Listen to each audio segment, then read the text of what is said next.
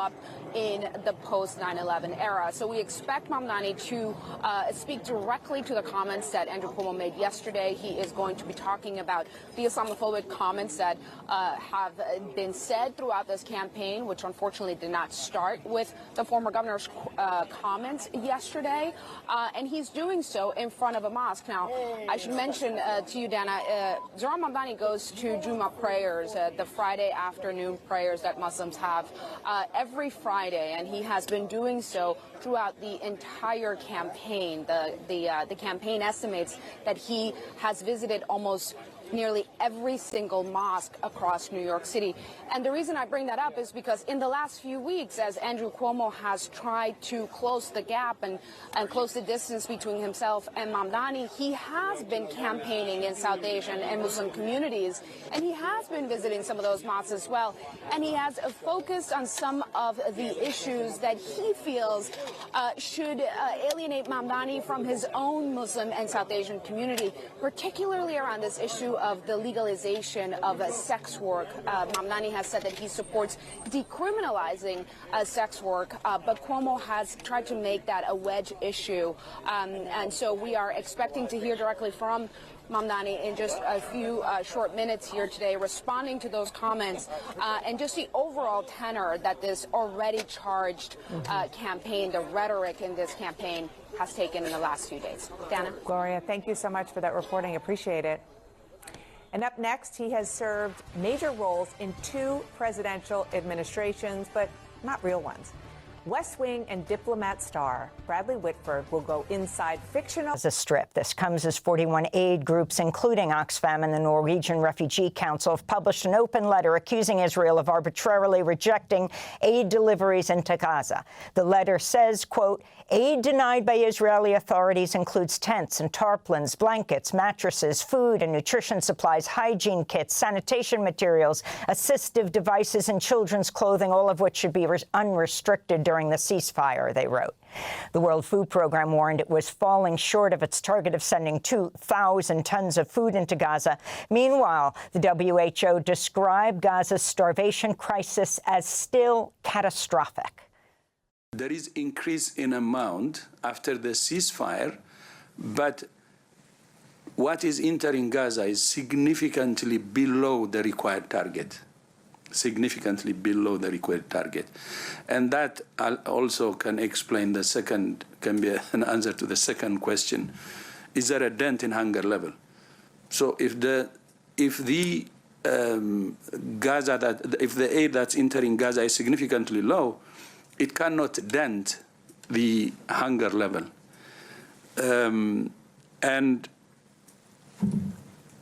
the situation still remains catastrophic, because what's entering is not enough.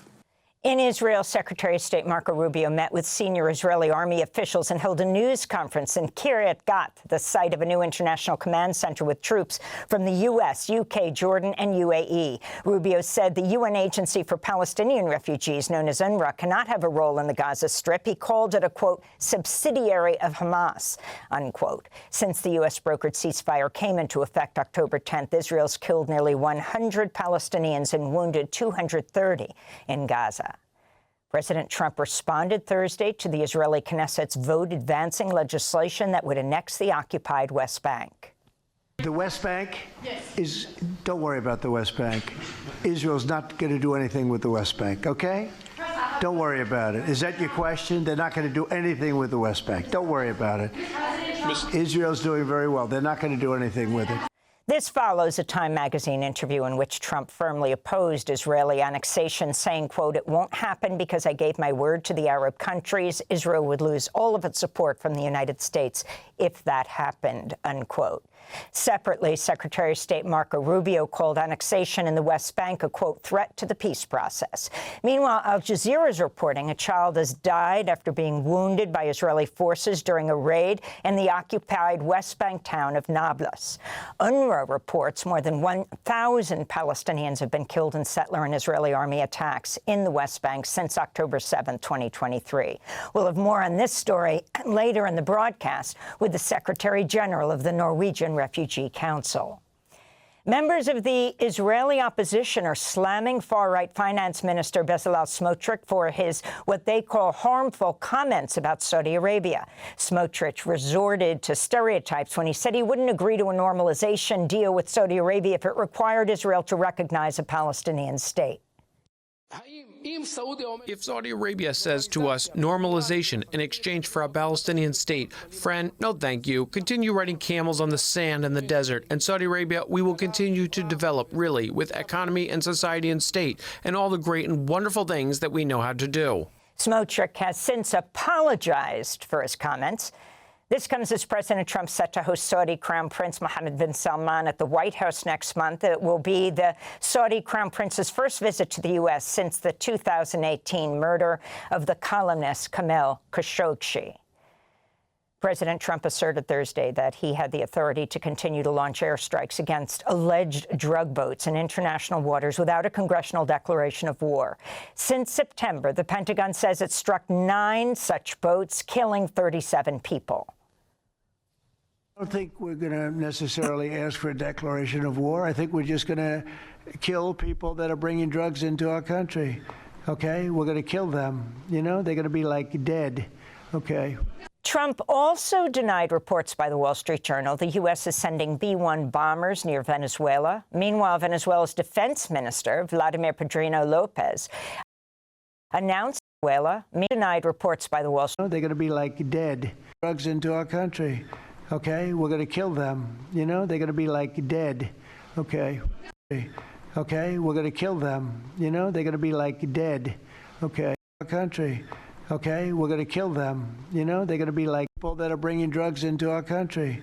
Okay? We're going to kill them. You know, kill people that are bringing drugs into our country. Declaration of war. I think we're just going to kill people that are bringing drugs into our country.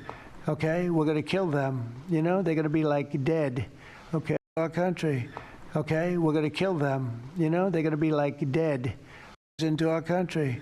Declaration of war. I think we're just going to kill people that are bringing drugs into our country. Okay? We're going to kill them. You know, they're going to be like dead into our country. Declaration of war. I think we're just going to kill people that are bringing drugs into our country. Okay? We're going to kill them. You know, they're going to be like dead. Okay? Trump also denied